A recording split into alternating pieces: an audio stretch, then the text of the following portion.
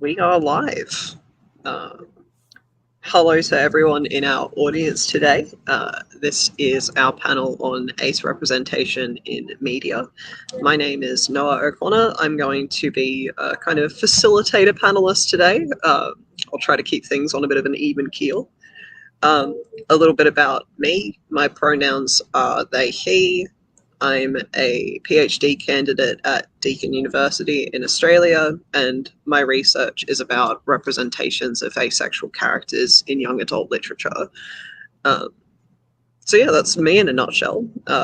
I'll go one by one and have our other panelists introduce themselves, please, and a little bit about your work or your perspective. Could we start with Adam? Sure. Yeah. Hi. I am Adam. I am a student at Goddard College.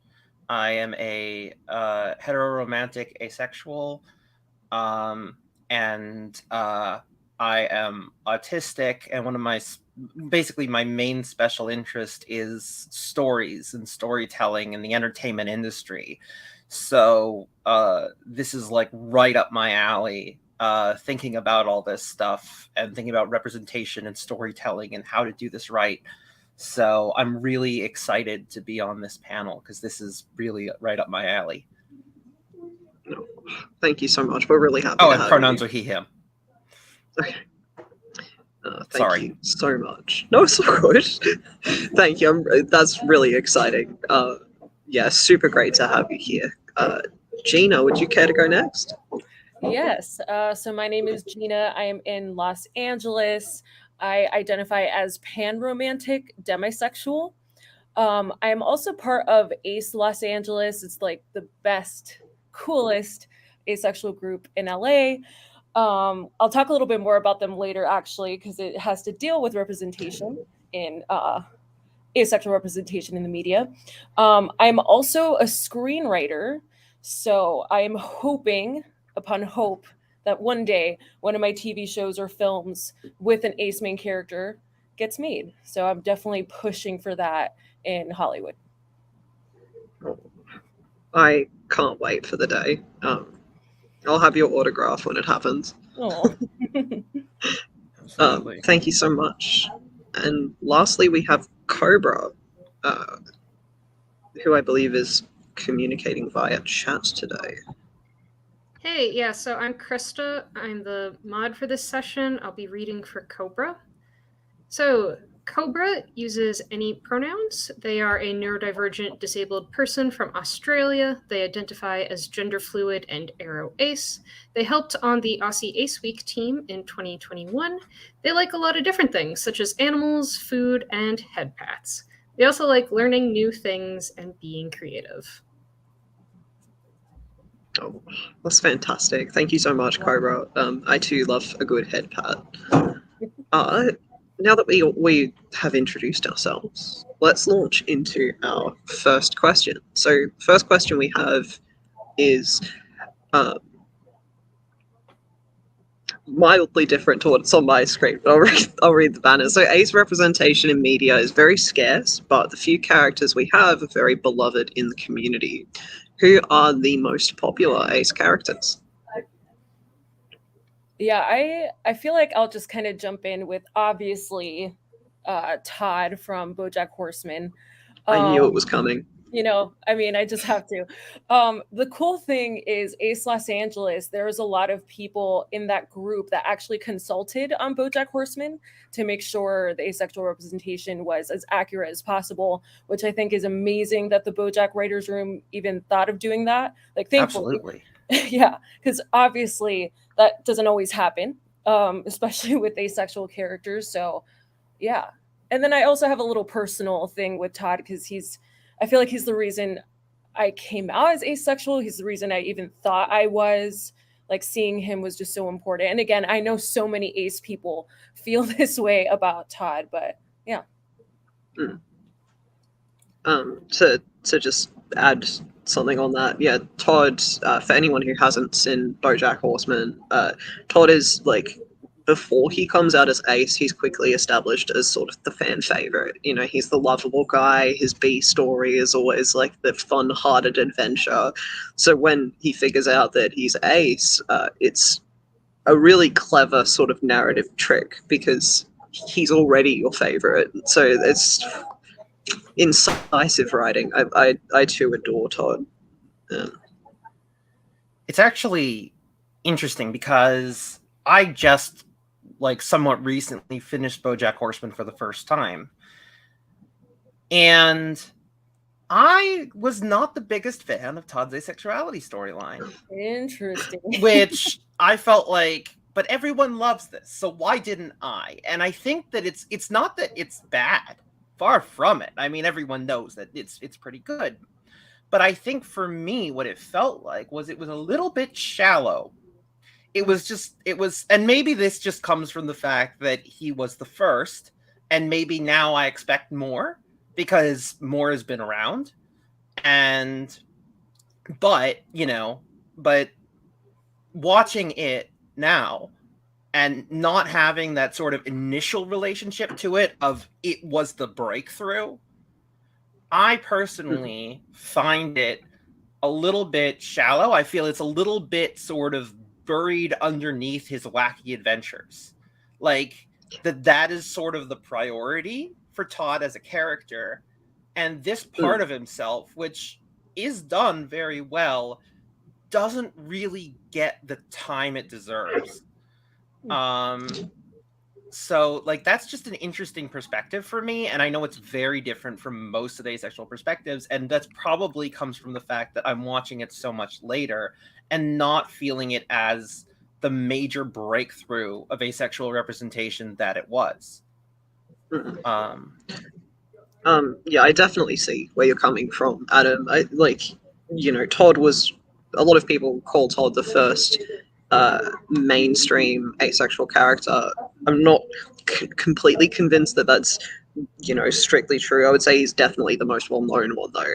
But Todd, for instance, gets the first ever televised asexual support group meeting. Like, there's some really huge moments in that representation, but at the same time it has clearly been done for a mass audience. Like BoJack Horseman is a Netflix show. It's aiming to be as accessible and as enjoyable as possible.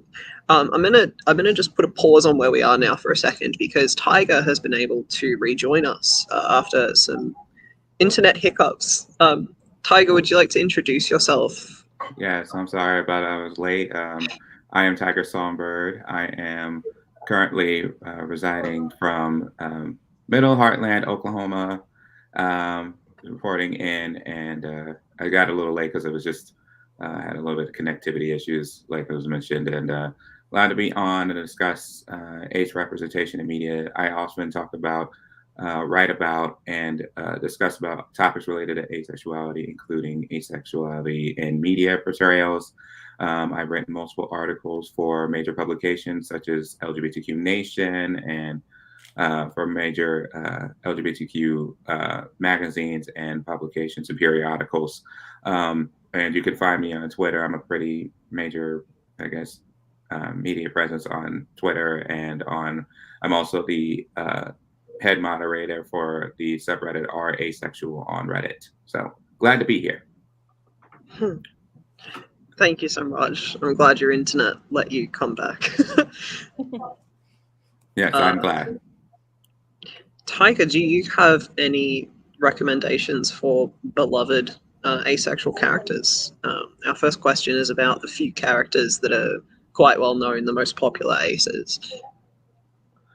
It's really hard to even pinpoint a character because we haven't really had a character that's been a lead character in a show. We've had some recurring moments where they discuss asexuality, such as Florence in Sex Education, but that was only for maybe 10 minutes of an entire show that went for like 5 seasons. So there's just not much of a discussion to be had with that because it doesn't get a lot of major storyline, and it really shows like when they write these the characters in. They just don't really give them a storyline, a backstory. Todd is really the only one that has a significant story or plot attached to his name. I'm going to disagree with that. And then, I mean, in a way, I would say one major, like I would say in a way major. There are certainly some anime storylines, and I would say Raphael from Shadowhunters has one as well. But I would say there's a major example that I would. I'm sorry, I'm interrupting. Sorry, I got excited.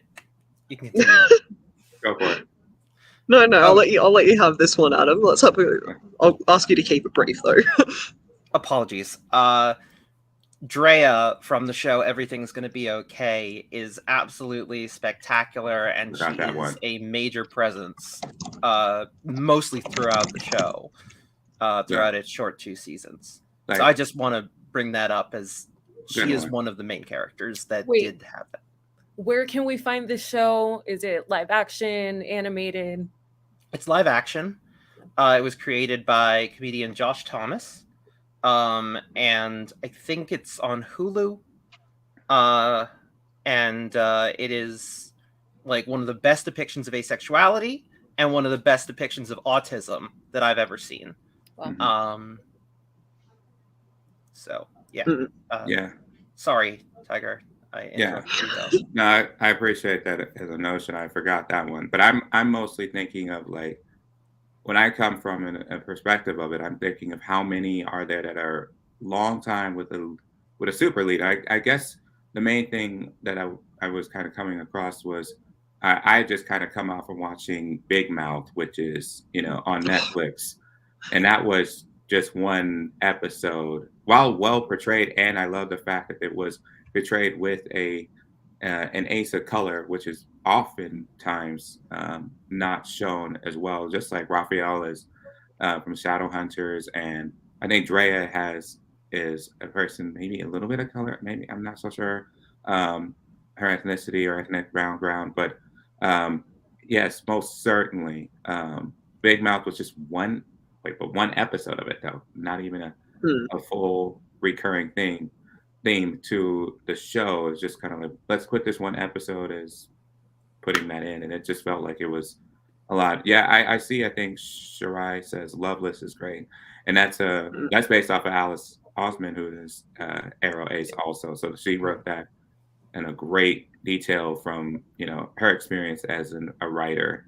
So I think that's something to kind of discuss in and of itself. Also, is that I think why we have such lacking portrayal is because there are just not many. There are not many ace writers in the room. When I remember BoJack Horseman, I follow a YouTuber by the name of Echo Gillette, and she's a artist and a media personality. She voiced Todd's girlfriend in BoJack Horseman, and they actually had her on to do some of the writing so they would get the portrayal of asexuality correct in the best way they could do it. And that was a huge deal, having like writers in the room. Like, okay, I'm going to try to portray, an orientation I don't know much about. Let me get experts in the room who know what it's all about. So I felt that was a pretty big one to go with. And that probably is the first example, I might be totally wrong, but of like an ace actress playing an ace character. That's crazy. It's really quite rare. Yeah, I definitely would say that's the case, because I think Amber Ruffin played in Big Mouth, and she was asexual, but she's not. And so, that's one factor in that as well. I've also seen, I think what also makes it, like, why has media been so poor in its portrayal is that I don't want to say it like in this mean way, but it feels like a lot of media fandom relies on shipping. So like, yeah, definitely. So like, I can actually use that as a segue if you'll let me jump in here to kind of nudge the conversation a little bit. We've spoken about, Alistair has been coming up in the comments a little bit, and Cobra has actually mentioned like Alistair as an instance of ace representation as well. So Hasbin Hotel dropped its first episode a handful of years ago on YouTube publicly for everyone to watch, and the internet exploded because Alistair is incredible. And we can see a lot of that in the fandom. Alistair has been the creator has said that he's asexual, and you can kind of see hints in that first pilot toward his asexuality, but the fandom don't care and ship him anyway, which is, and the creators have said, look, I'm fine with that, but just be aware that it's probably not going to happen like that in the show because he's ace. It's interesting how some of these ace characters, though, are emerging in animation.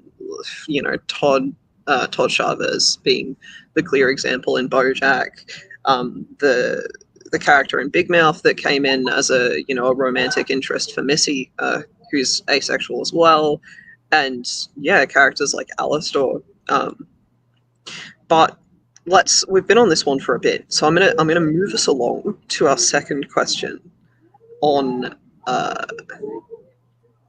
the good things. So this feels similar to what we've just talked about, but instead of this time being the most well-known aces, this is what would you consider the best aces. So my question for you, what would you consider the most affirming or accurate piece of recent ace media, and why? Whether it's a book or a TV show or whatnot. I saw this in the comments and I agree. And I know Tiger mentioned it as well, but Loveless. I haven't finished a book in probably 10 years, which is really sad for me. But I just picked up Loveless like a few months ago and read it so quickly. Obviously, it's probably because I'm like, oh, look, I can relate to this finally.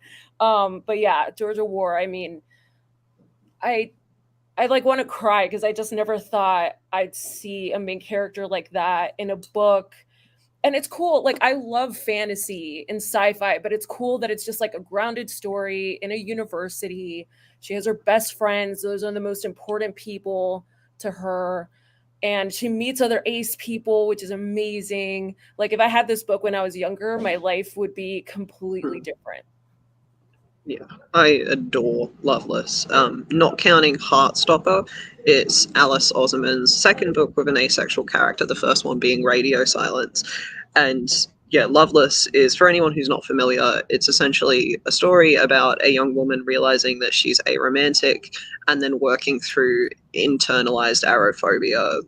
She goes to college very much thinking that she's going to find her rom-com, she's going to have the meet cute, she's going to have like that love story, but it just feels wrong every time she tries. And it's a beautiful book, very, very well done, with multiple ace characters, lots of like nice little side stories happening that are equally interesting. Can't recommend Loveless enough. That Gina's definitely you took the words right out of my mouth. How about you, Tiger? Do you have a ace that you would recommend? Oh yeah, I actually do. I would say, quite frankly, I love the moment. I think there are moments that I wrote about. I actually wrote an article last year for LGBTQ Nation. I may link it. I'll find it and link it. And I wrote about one moment involving, even though it was a small moment in the story, in the DC story, Legends of Tomorrow, but when Spooner was trying to discover herself because she felt she was sadly broken, because she didn't have any interest in anybody. When they were talking about you don't have any sexual interest in anybody. And Spooner said, I guess something is broken about me. But her best friend came before to say, no, that's not broken. That's just being asexual. You're asexual. And the moment that came and that kicked in for her, and you could just see the moment of just positive relief and, exhilaration that came from Spooner. It's like, oh my gosh. And even though she didn't discover it on her own and had her friend help her guide through it in that moment, that was a huge moment, I will say, for my end. I wish I would have had that when I was in high school, when I was a kid, because, nobody was discussing that with me. If someone hadn't a way of helping me kind of guide through that and my feelings and helping me kind of find that would have been all the better, because I really, suffered a lot in school because asexuality wasn't even discussed. We didn't even have sex ed in school. So, my home state is so conservative that if you talk about sex, they think you're doing it. And it's just like, can't even have a proper discussion. And that just caused a lot more anguish and, agita as a kid. I really love that. I love that. I'll talk about that. I'll link my article that I wrote about it, why we need more representation in media. And I wrote that last year for last Valentine's Day, I think, which was good. So that one is one of my favorites, just because it's not so much the storyline, even though, again, it's a brief storyline, but it's the fact that, finding that personage, even and having someone there to help guide you with it. That's something that's big to me. It's one of the more positive ones. All the feelings that I felt for sure before I came to realize I'm ace also. Thanks so much, Tiger. It's like you say, like there's been so little representation for so long that these good representations really mean the world. And please do include the link to the piece you wrote. I'm waiting to see if Cobra has any favorite aces. In the meantime, how about you, Adam? So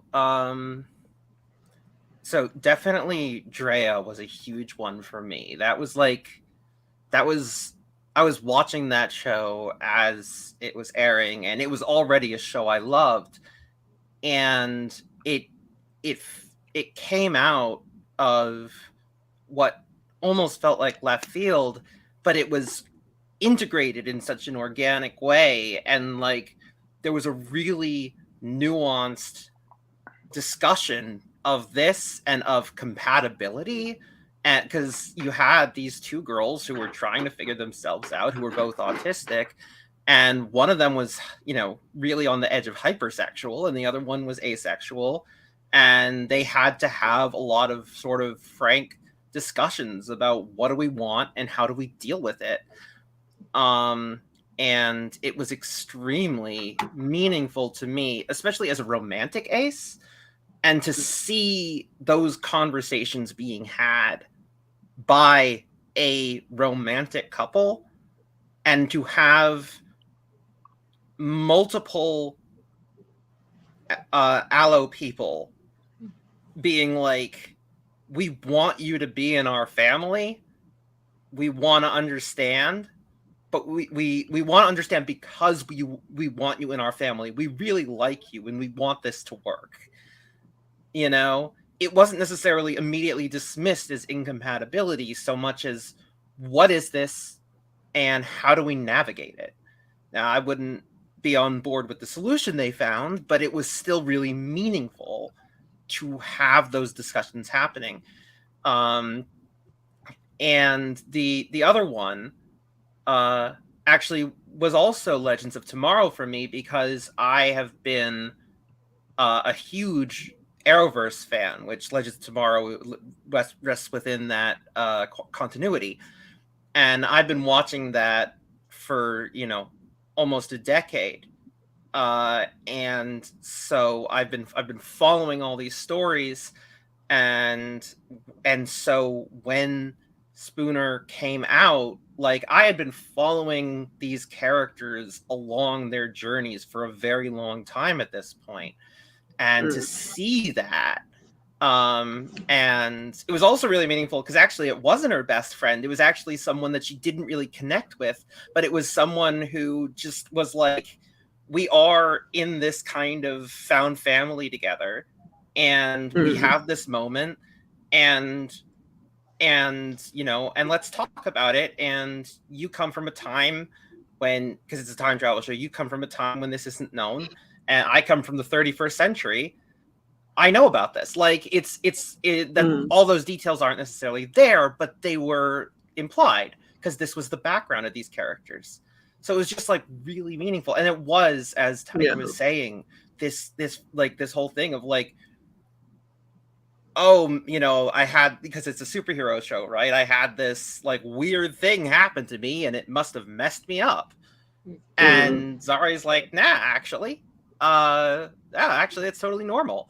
And the joy that spreads on Spooner's face is absolutely beautiful. That's And gorgeous. even though, unfortunately, actually, both of these shows got canceled, and Legends of Tomorrow got canceled before it really got a chance to dive into Spooner's asexuality really at all, which both of those very much angered me, that we didn't get more time with what seemed to look like really amazing asexual representation that was just cut short. Sorry, I'm rambling. I do that when I No, get that's excited. okay. No, I understand. I love to see that trend in fiction writing, where they're sort of endorsing for a moment, like, because the character believes that they don't belong.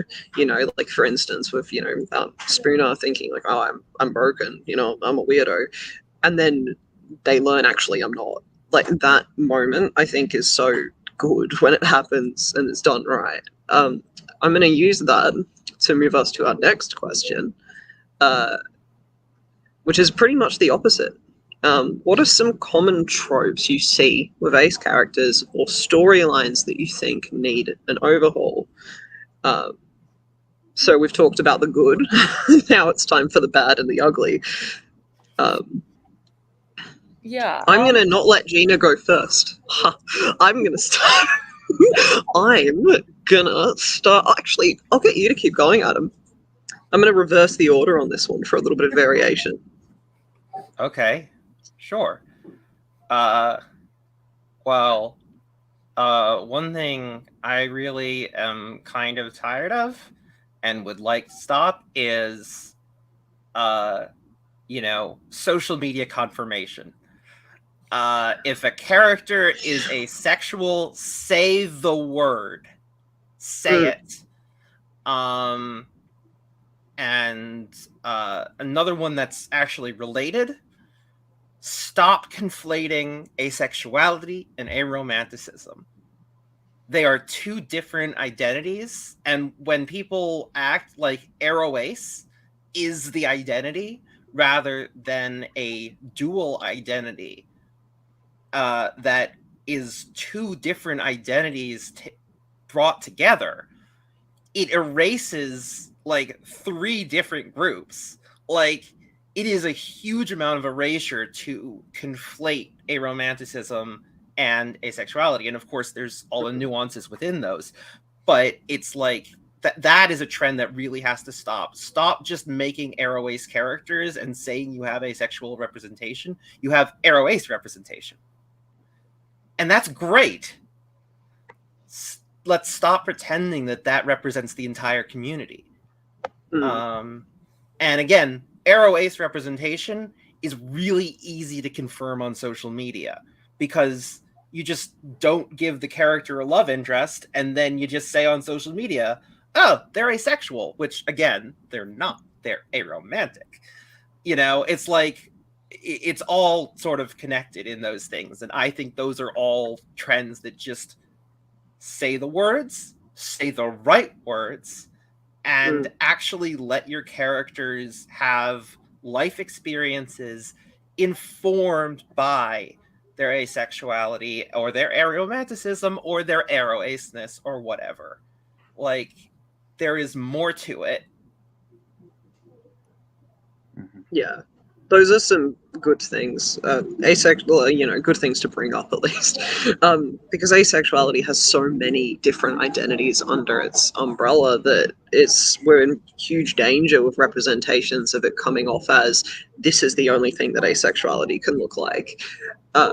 So yeah, it is definitely important. And I love your first point too about word of God, when creators kind of bring up that they're ace after the fact when there's not necessarily evidence in the piece of media to back that up. That's something that is really frustrating to me. I'm definitely of the opinion that ace representation has to be explicit to count. The one time when I'll give a little bit of wiggle room is if it's set in like a historical fantasy where that term wouldn't necessarily be in use yet, or if we're set in an immersive fantasy setting where language around sexuality hasn't necessarily been imported to their world. But even then, the best examples in those genres still have a character who is undeniably ace. And it's so frustrating when creators go to Twitter or, you know, the media to say, oh, they're ace. And it's like, oh, you could have fooled me. I read it and I didn't realize.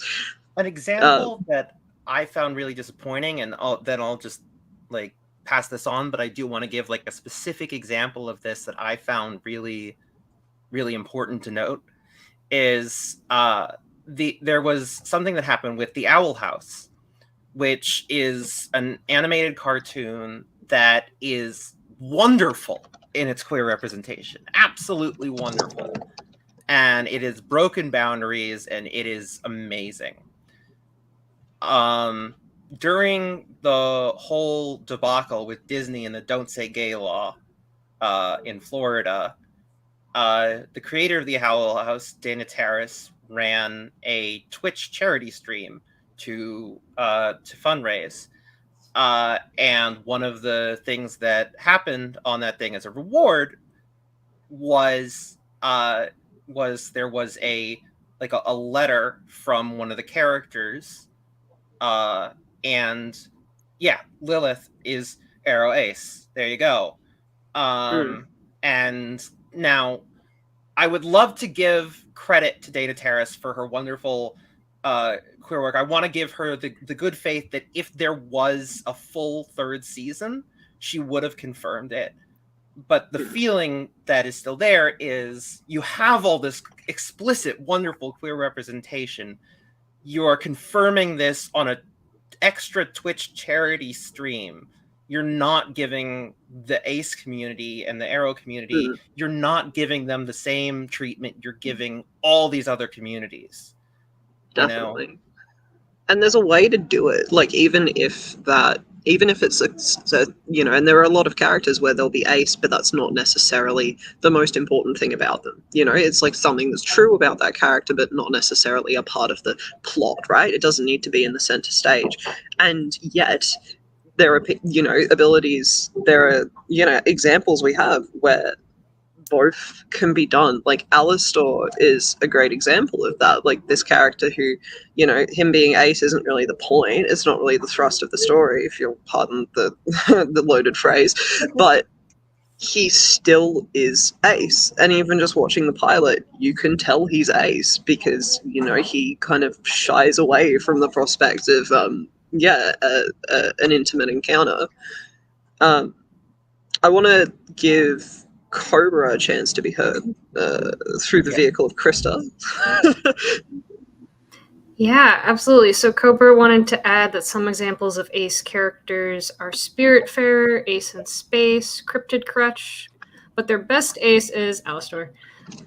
Some tropes that they don't like and think need to overhaul are how ace characters are always childless or hate children or being clueless about sex things, or they're punished for being asexual and they end up being married off by the end of the movie. Ew.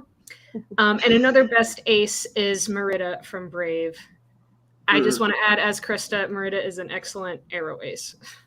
Yeah, I love people who read Merida as ace. That, like, I'll be fighting for my own hand. It's like, yes, queen, get it. I'm not going to go on this right now, but I would love to talk about Headcannon ace rep. Yeah, I think we could invent a question around that because that's definitely worth including. To finish rounding this one off, I'll hand over to you now, Gina. I'm very mean to you. No worries at all. Okay, one quick thing. I feel like Good Omens.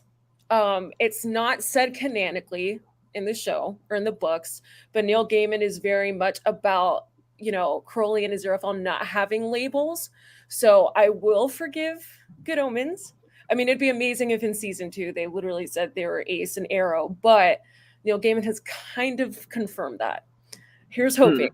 Here's hoping. It's 2023, but I'd still be okay with it because Crowley and Aziraphale's relationship. They're in a QPR. They have to be. Yes, her platonic relationship. They're so they're everything. Okay, that's my one thing. Also, yeah, I feel like definitely Ace and Arrow are two completely different identities. But I would also love to see asexual characters not end up with someone. Like, even if they're not aromantic, like they don't have to end up with someone. Yes. But they don't have to. And I said it again. Yes, as that's what I was going to go towards. I am, to piggyback off of that point, I literally get sick and tired, and this is going to be a little bit of rant mode. I get sick and tired of seeing asexual characters portrayed as miserable. Like, I'm getting, honestly, whenever I talk, oh, no one, the whole, it's so hard to find someone who will date me being asexual, or I'm out here single and alone because I'm asexual, or, the whole treatment of, asexuality with kid gloves. I definitely agree. The childlessness is one thing. Being treated as childish is the big thing that honestly bothers me. I remember when I started out and I was maybe 19, and before I was really coming to my own, I saw, I can't remember the show, but it was on ABC Family, and it was a character in some sort of camp retreat, and her name was Poppy, and she was kind of treated as like a childless character. Like, she was treated like she came out as Ace, and then she was Ace, but it was very childish. Like, for me as an older Ace now, I'm entering my 30s now, doing I'm having to, discuss things like a FICO and, taxes, and, doing my taxes and a FICO, and, having to go into that stage of life.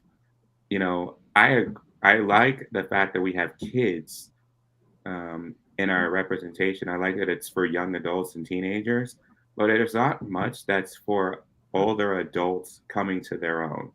And that's one of the things that honestly gets to me. Like, I want to write a book about an older adult kind of finding their own way, which is like an inspiration for a book I want to read. I want to write for the future. So I want to get to this as a written book, because there are just not much for older adults, and it just leaves us out. And then at the same token of time, it leaves us out, making us feel like we're somehow incomplete without a partner, or, the amount of times they try to make the Ace character try to fit them with somebody else, or relationship to ship them with someone else, which is like, can we just get a character who is happy being on their own and does not have to deal with that, and doesn't have that conflict in their life? Like, I know we talked about, Ace and Arrow representation, which Adam talked about. I agree with that. I think, but I'd also want to make sure to say there is still room for that as a concept, especially considering I'm Arrow Ace, because always the Ace character is either, somehow either converted, to try to convert them, try to ship them, or they try to make them seem like a sad case. And that's just like the joy of it all. That's why I do love Merida, because she's, on her own, and she said, I don't need anybody else because I'm happy on my own. Same way but it was like that with Ilsa from Frozen, with her friendship with Ilsa, and everyone kept trying to say, no. Ilsa is in a loving relationship. The headcanon, she's in a relationship with her Honeymoon. Yeah. It's like, oh, can we just not? Can we just hold on? And I'll shout out, because she really wrote a great article on this on her own, but I'll shout out she goes by L Rose, Secret Lady Spider on Twitter. She wrote an article about why Elsa is aromantic and Ace at the same time, and she really makes the case and presents a great case as to why Elsa is aromantic, and that was something I really appreciated. And I love that. Her song in the sequel, like "Show Yourself," if that's not the ultimate like Ace and Arrow anthem, I don't know what is. Yeah. The same. There's a really understated moment in the sequel where like when she's walking through that like icy palace bit, she sees there's like something romantic, like the statues do like someone's kiss, and she kind of goes ugh, like, and that to me was just like, oh, how can anyone not see it? Like she's ace as anything. I would like to.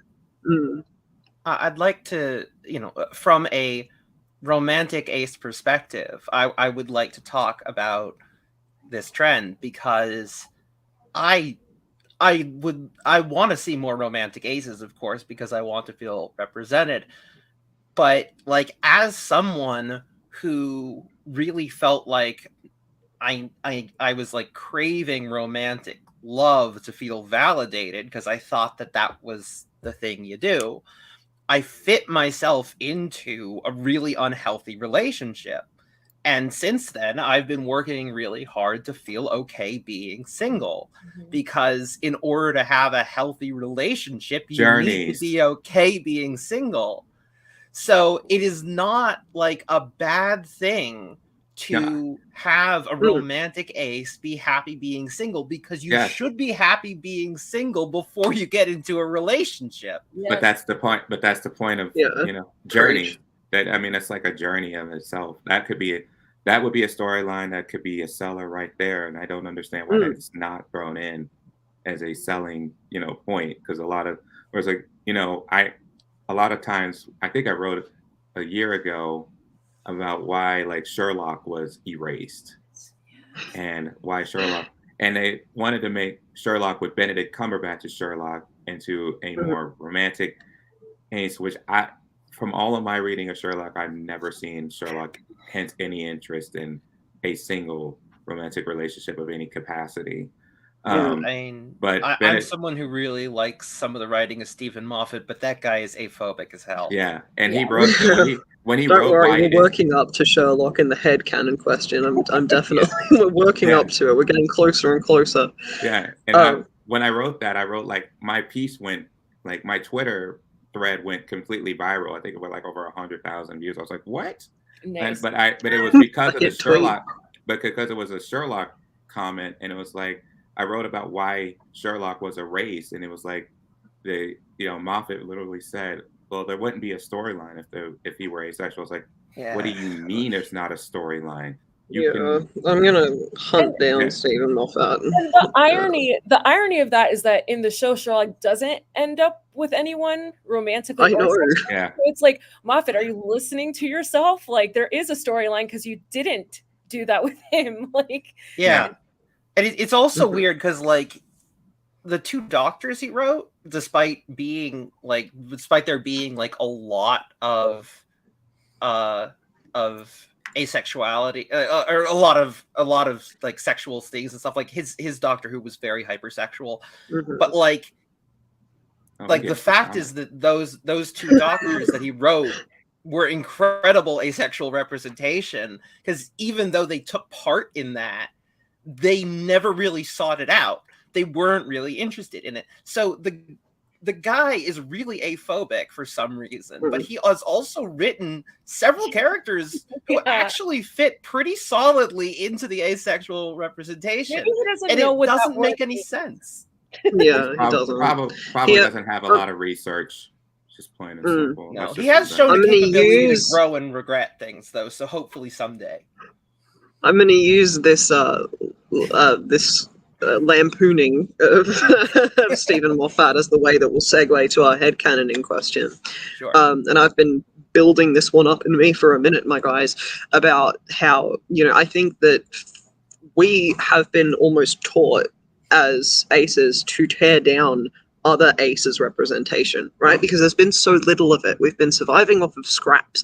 So if we see an ace who's not our ace, we're like, no, you can't. And it almost breeds this kind of like, I wouldn't call it an internalized ace phobia, but definitely like a competitive atmosphere, when really the solution isn't getting rid of, certain representations, it's fostering more.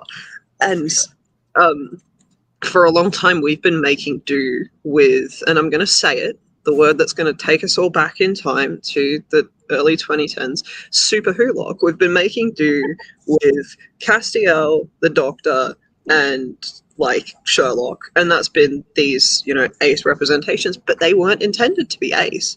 They were accidental, you know. I'll throw in Sheldon for good measure as well. They're these characters who were written that way largely for a joke, I would say, as if to say, wouldn't it be funny if someone was like this?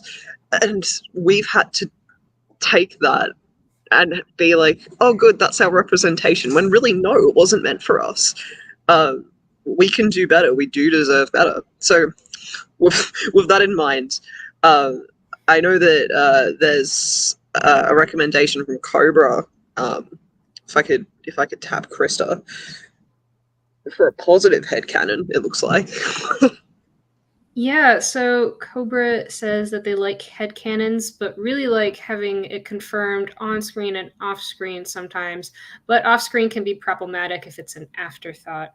They also want to add that they read the Over the Garden Wall character Wirt as Ace. I love that.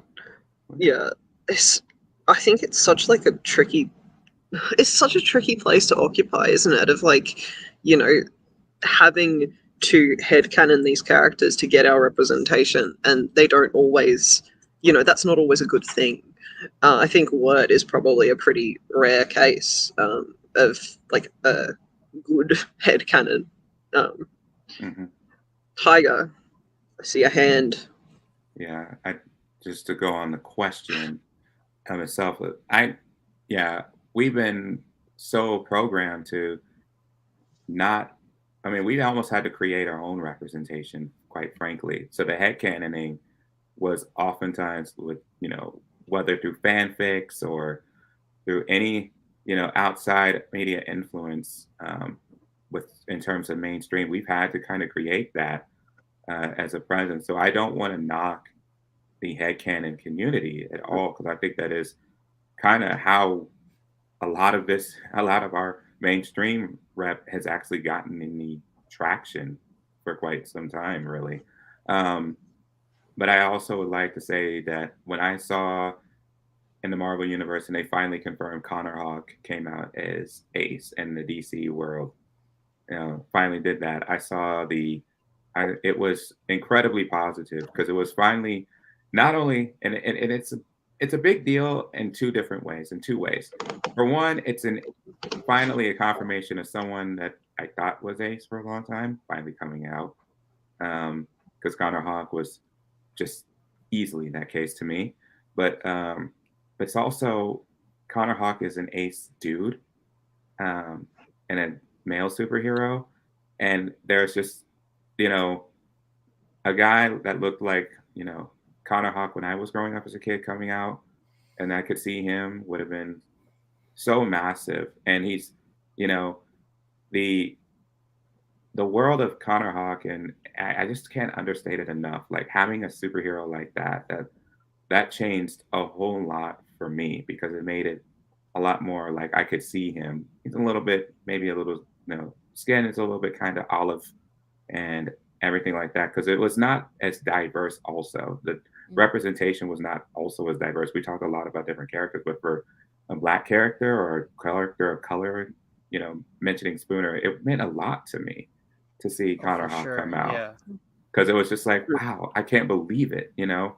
But also, Connor was, I like that in the DC world, Connor is considerably, we talked about the comic relief, Connor is considerably everyday person just with superpowers, you know. There's no comic relief. It's actually the comic relief, quite frankly, which we're going to get to. I think there's a couple of comments why so much of the world's our Ace characters are so sexualized. Connor is the one that's pretty much okay, and he's like, I'm happy about it, but everyone tries to force him into sexual situations, which you can see in the comic books. There are so many times where like female characters are throwing themselves at him, and he's like, I'm not wanting you, I'm sorry, please stop.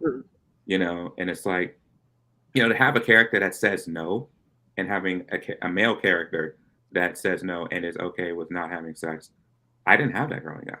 I didn't have anybody saying that, because it was like all the men that I saw on television, especially men of my, you know, type, were like, you know, hound dogs trying to get girls and sleep with like everything that walks, and you know, the whole phrase stop thinking about it, can't stop thinking about sex every 6 seconds and stuff like that. So to have a character in Connor Hawk in that way, was huge. Having that confirmation by the DC universe was massive. I cannot overstate it. I wish there was like a Connor Hawk. Maybe there will be one. Who knows? Maybe DC gets to one. If they do, sign me up, because I would love to be the actor. I don't know. Because aren't they redoing like the DCU from scratch right now? So that could happen. So hopefully, maybe DC does have like a Connor Hawk, television show or something like that, which would be awesome. Fingers crossed. Yeah. So, that's my main thing. Is that I love it when it's confirmed. I just love it when it's confirmed. I appreciate the headcanon, but I love it when it's a confirmed thing. Gina, did you have anything you'd like to add around headcanon to Ace? So I really am planning a book about this exact topic. I'm not going to go long. I'll just kind of list a few characters. This might be a little controversial hot take, but I'm here for it. If anyone has seen the recent Interview with the Vampire show, I definitely think Louis is somewhere in the asexual spectrum. He only sleeps with Lestat. Honestly, sex isn't important to him. That's almost also a little bit in the storyline with him and Lestat. And I feel like Louis, all he wants to do is just read and talk with Lestat. And that's it. So if you ever watch Interview with the Vampire and have that lens, it totally makes sense. And also, Louis doesn't want to drink blood and kill humans, and that's totally a metaphor, because Lestat always calls him out, what's wrong with you? That's against your nature. And I don't know. It's a bit of a sideways link to asexuality and a lot of the stuff that we get told. I thought when it came to headcanon and that same piggyback, I thought if you've seen The Great, Catherine the Great, I want to see Orlo's character most certainly seemed ace to me. And it's just okay, Orlo is either ace, somewhere on the ace spectrum, because it just so fits him. Because Catherine and his relationship is just Catherine is moving around and just Potemkin and so many others, but when it comes to Orlo is just I'm not really no. And one time she tries, it's oh no, and he goes oh no, and all the other the other male characters kind of rip him for it, because it's why aren't you trying to sleep around? But it's he's just very intellectual, and he's just I just would rather be interested in, and oh no, we lost Adam. Yeah, so yeah, definitely Orlo from The Great, I thought. Yeah, I've been wanting to watch it, and I have to. There's a point that Cobra's made that this kind of overlaps with. If I could tap Krista again. Yeah, so Cobra wants to add that they're sure as people make more ace content, there will be less headcanons, or at least enough that we aren't only going to the headcanons. But also, they want to add that headcanoning can be positive, and it can help create ideas for art within fandoms as well. So that was the point that I'm thinking of, that, sometimes fans, with the Louis thing that you were discussing, Gina, reading asexuality into that can then serve as a nexus point for more people to learn about asexuality through the fanon discourse. So yeah, there's I think the issue is when headcanoning is all that we've got, but the headcanoning itself can lead to really cool things down the line. It's just that sad place of when we don't have a whole lot of other options, I think is really my beef isn't with the headcanoning, it's with the fact that we don't have representation. To clarify. Looks like we got a few comments on the Slido, a few questions. Oh, good. I was hoping to move down to a couple of questions that we've got not from Slido, and then jump to the Slido ones at the end as a sort of audience participation thing, because we've got a couple really interesting ones that I'd love to talk about including, do you write or draw or otherwise create ace characters? If so, do you have any tips for other creators? So we're talking a lot about like these things that are wrong, the things that we don't like. So what then would your advice be to someone who's looking to make an ace character of their own? What would you recommend?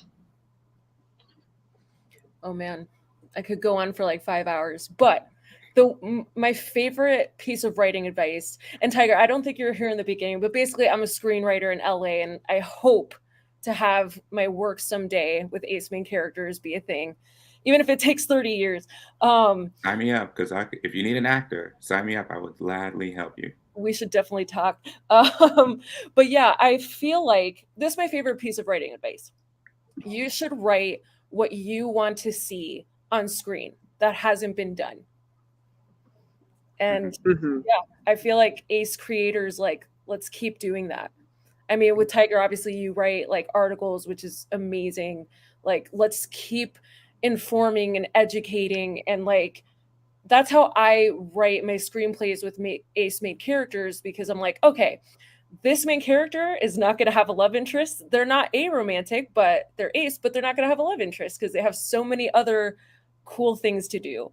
Not saying that having a romantic partner isn't cool, but yeah. And I also want to write one soon, and it's like a dark comedy about this asexual pop star, and she just got signed by a label, and of course they want her to write all these like songs about sex, but she's realizing, wait a minute, I don't want to write songs about sex. So there's this like constant conflict. But yeah, so interesting. That sounds pretty riveting. Almost like a Marilyn Monroe kind of figure, like being pushed into this role. I could do that. I could sing also. So yeah, you could be Marilyn Monroe. We'll collab. But yeah, what you want to see that hasn't been done, do it. Yes.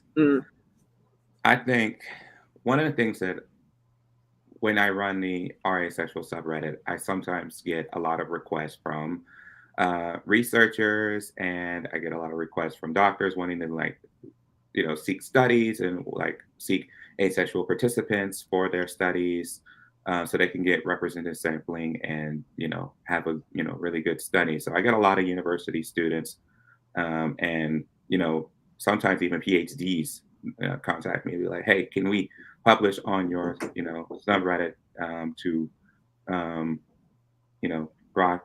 broadcast our study so we can get people that will take our questionnaire or survey or will sign up to do interviews, because they want to get asexual perspectives down and not feel like they're just getting a good cross section of it.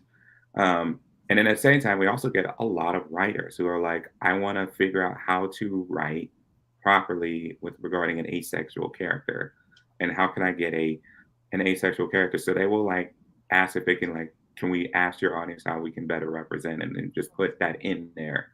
So I often get that as a definite question. I think for me, I want to write about ace characters. I want to write ace characters with storylines that are intrinsically I don't have a sci-fi or anything of that nature. I just tend to write more realistic fiction type writing. So that's my main thing. It's putting that in what would be my story is based on a real fiction. It's something you could see in real life, but it's going to be basically a fictional story. Think a little Nicholas Sparks, but a little different. So with an asexual twist. But that I like that. But that's asexual notebook. Yeah. So that's kind of how you would put it in there. You want to also know what do you want to write about? Don't write something that's inauthentic to what you want to write about. So my writing is gonna reference the things that are from my perspective. Obviously they're gonna every writer puts a little bit of their spin, their twist into it. I don't care if you're Ernest Hemingway or if you're just a random Joe or on the street. You're gonna put your perspective on the story. So as I wanted to put a story out there, and that's when that's kind of related to that, and talking about the struggles of being placed in a world of hyper romance and amatonormativity, because I write about that, and that's what I talk about, and that's what I discuss a lot, trying to break those down. I talk about compulsory sexuality, so my story is going to have that in it. So don't sprinkle anything that you're just not an expert with writing about, because it will come off as incredibly insincere. And then that will probably be something you'll be critiqued about. So that's a good way to get to what Cobra would like to bring up, which is, you know, a good segue there is, how do you get to becoming an expert? Cobra said that a tip that Cobra would give is talking to ace people, reading stories about ace people, learning about asexual perspectives. Cobra said, and trying to include perspectives from as many people as possible, and including people who may struggle to otherwise get that representation. And Cobra's pointed out that sometimes you have to go off the mainstream people and find smaller, like, independent creators for those perspectives. Cobra's also mentioned how important surveys are, you know, asking the ace community itself for feedback. They might not have to be exposed. They might not have the exposure to be in media, but talking to the community, especially online, can give you an idea of what they want and need, and be aware of misconceptions and any trigger warnings or heavy topics that may come up. For instance, if you're talking about asexual issues, there may be stories related to abuse or aphobia, but it's important to not shy away from those.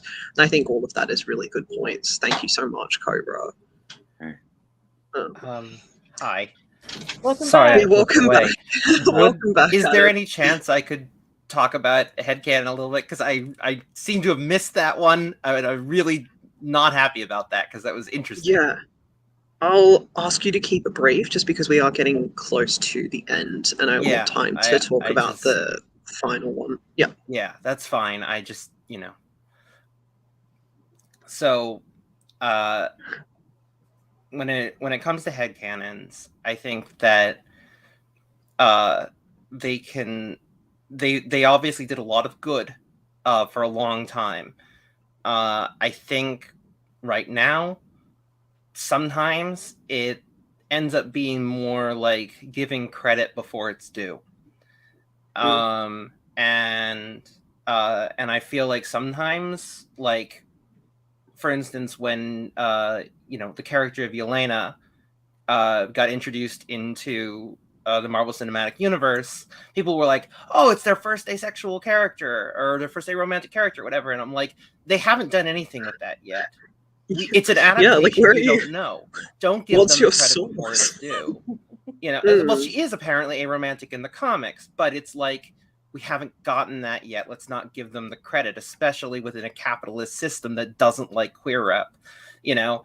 And so I think that we have to be really careful with that.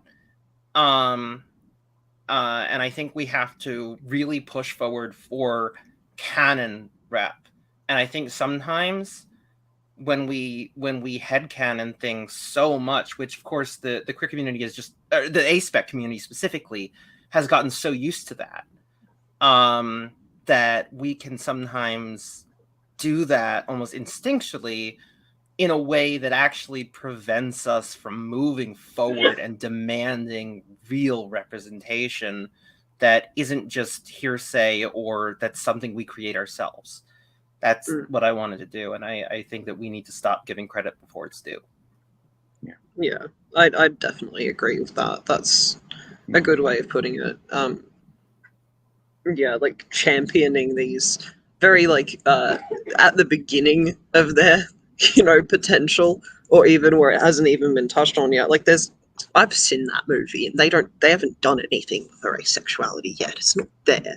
You can't tell me it is. I won't be gaslit by you. It might be in the comics, but it's not in the movie. She did talk about how she does not mind not having kids, how she would be totally cool with having a dog. I will give them that, but I highly doubt the writers were like, "Oh yeah, this is the little asexual nod." No. Yeah, but she did say that. yeah. That made me happy. Okay, I'll give you that point in your column. But actually, I think that Adam has provided me with an excellent bridge here to the meatiest question that we've got, and then we'll go to the Slido questions if we still have time. Can allos write ace characters? If so, what advice do you have for them to create authentic experiences? So this is, the age-old question around own voices. Like, what do we do with non-own voices, asexual characters who aren't written by us? The ones who are, I don't think it's a huge leap to say that they're the ones that are usually the most prone to having these kind of problematic tropes in them. But yeah, what's your advice? I mean, may I? Sure. Are people okay with me going? Okay, so first of all, I absolutely think allos can write ace characters. I have no problem with that. Just do it right. Do it authentically, Yes. And, I think that is a big problem with how we talk about representation is, don't do it because that's mine. But it's like we need to allow more people to be creative and explore things. We need to make sure that they're doing it authentically. And those things can coexist. People can come in and represent us authentically without being us. It helps if we're us, if we're there, right? And I think that is the advice, is making sure that even if you have the ASPEC community's permission, you as an allo can write ace characters. Don't do it without us, because you're not going to do it right.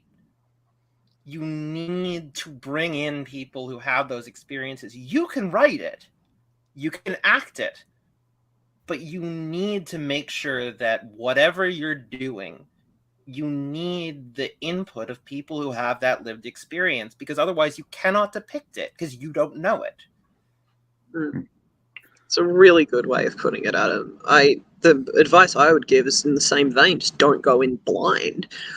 Going in there with this idea of what you think asexuality is and kind of doing this kind of clunky representation isn't the way to go. The way to go is to do your research, do your best effort, and then get a sensitivity reader. Or, like we were taught, to bring this right back to the start, get an ace in the writer's room, like with, was it BoJack? I think it was BoJack, where they had people consulting on what they were doing to make sure it hadn't reached to that point of becoming something that would hurt more than it would help. Big Mouth, I remember reading about when Big Mouth did their episode, and they reached out to an entire ACES collective in Los Angeles, where Gina is. Yep. And they reached out to the entire collective to say, okay, what kind of things would you like us to do?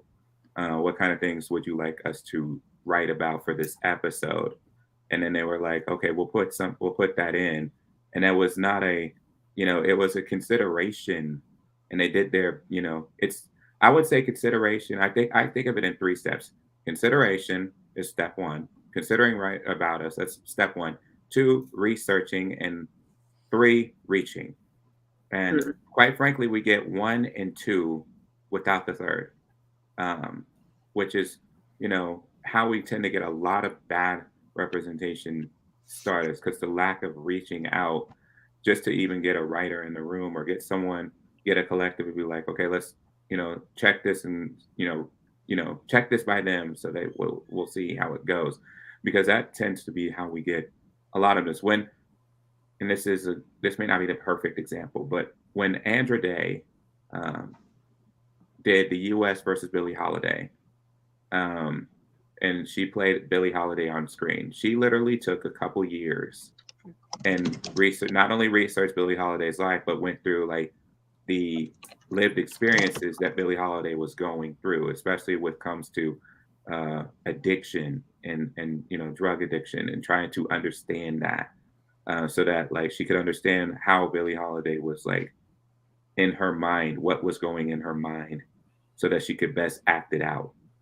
And that's one way of getting into the mold of the character, because they were doing that. Like, as unpositive as it is, I remember when Julia Roberts did Pretty Woman, playing a sex worker, and it may not be it's far from positive portrayals because it doesn't show everything like of the horrible stories of getting involved with a pimp and everything like that. And I'm not getting into like whether sex work is negative or positive. I'm not going to get into that.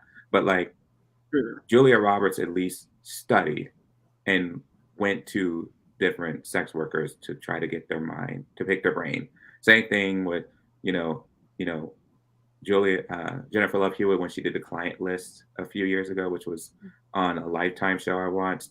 She wanted to learn of sex workers and why they get into the sex industry, and wanted to really portray that in a way that would seem authentic, as an authentic lived experience. If you're going to write and you're going to act about us, or you're going to be an ace, just for an actor's sake, if you're going to act it, please try to come find us and then try to understand like this is what we are going through. This is what we are living through. This is what we have. This is our experiences. So most certainly, I agree. I have no qualms about an allo character, an allo person acting as an ace person. I have no qualms with an allo writer being writing about asexuality. Just if you're going to do 1 and 2, make sure you do the third and reach out and then come find us so you can get a best perspective. Ideally, I would just love to have more ace actors in television. There's nothing that replaces authentic representation. There were so many instances. I was just watching Breakfast at Tiffany's, and they had in the 1960s, and obviously thank goodness we progressed so far. They had an Asian character that was stereotypically Asian, but was not Asian at all. And it was like, this is really negative and harmful. I get it. In the 1960s, I watch it in that context. That was just, accepted as a custom, having non-Asian people portray Asian characters and doing the, stereotypical tropes about Asian Americans and how harmful that was. But now, you see everything everywhere all at once, having Asian American characters playing Asian American characters. And I can't stress that enough. Like when you're a character, when you're of that community, seeing characters that are like you tend to see yourself in those characters a lot easier. And it helps that there were a lot of different kinds of people. It wasn't just one Asian person who had to stand in for every single person in the Asian community, whatever. Like, maybe we need. I don't know much about all that stuff, but I do know that if you have more people, you're probably going to represent more people. Yeah, it's not hard. Maybe we need to write an ace show and just put a show with aces and having all different shades of it. So I'm there for it.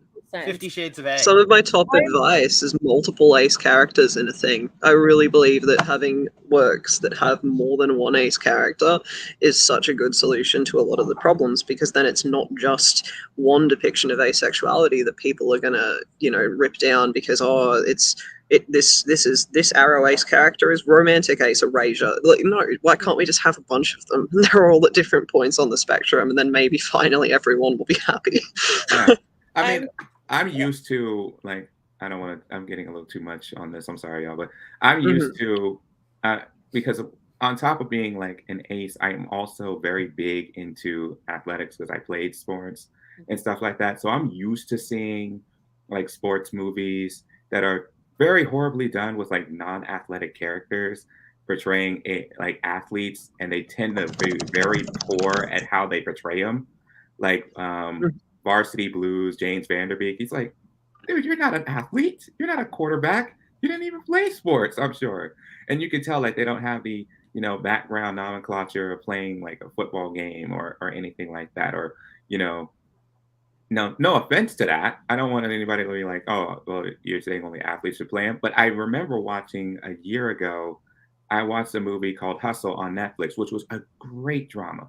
It was a movie of an hour and a half long. Great drama. Adam Sandler produced it, which he actually does better at producing drama than he actually does sometimes producing comedy, which is kind of interesting.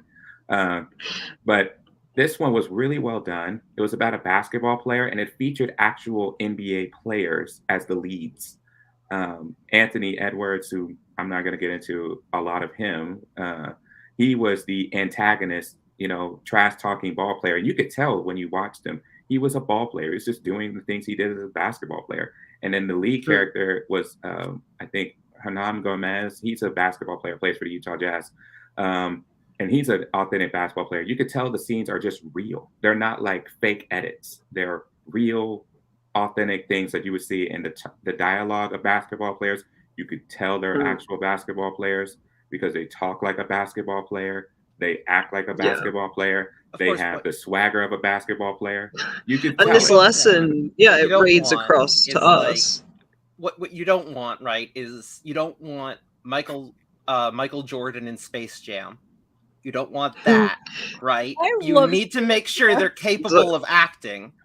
I won't hear a negative word about Space Jam, Adam. I won't. We won't be having that slander of Space Jam. That was my childhood. That was my childhood. I will take this moment to intervene because we are very close to the end here, and I know that Gina's been trying to get a point out for a little bit here. So with the last couple minutes that we have, I'll just throw over to Gina to wrap us up. Very, very quickly. As an asexual screenwriter in LA, I'm just saying, if any show like 10 years ago had like a queer main character, or any shows that do have trans characters, I always say you should have that representation in the writer's room. Point blank and period. This is 2023. Maybe 10 years ago, there shouldn't be like allos can write ace people, but I am going to throw the gauntlet down and say ace people should write ace people. I'm just saying, because until we have a lot of ace writers writing ace people, until that's the norm, then I'm cool with other people writing ace people. But until that's the norm, that's all I'm going to say. There's no harm pushing for it. Yeah, absolutely. Absolutely. That's actually a really good way of looking at it. Like, you're going to see fear mongering that are like, oh, they're trying to say that, allos can't do this. No, we're not, because you're going to do it anyway. We can't stop you. We can't flip a switch and change it around. So there is no harm in us saying. There's no harm in us saying aces should write aces. Yeah, because we can't flip a magic switch and make that happen. All we can do is advocate and hope that one day we manage to get to an equal footing. Cobra has said something very profound that I love, which might make a good closer, honestly, which is, can we have less sex, more friendship? That's something I think all of us could probably agree with. And when it comes to shipping culture, ship people as friends. Yes. Who would be great friends? I do that all the time. Nearly enough friends. Absolutely. Duos, trios, whatever. I appreciate that whole thing. Okay. Well, I reckon that brings us just about to the end. Thank you so much, everyone, for joining us today. Thank you to our wonderful panelists who have just been incredible. And I hope you enjoy what remains of International AceCon. Thank you so much for tuning in. We're going to go now, so everyone say goodbye. Thank you. Bye. Bye. Because it's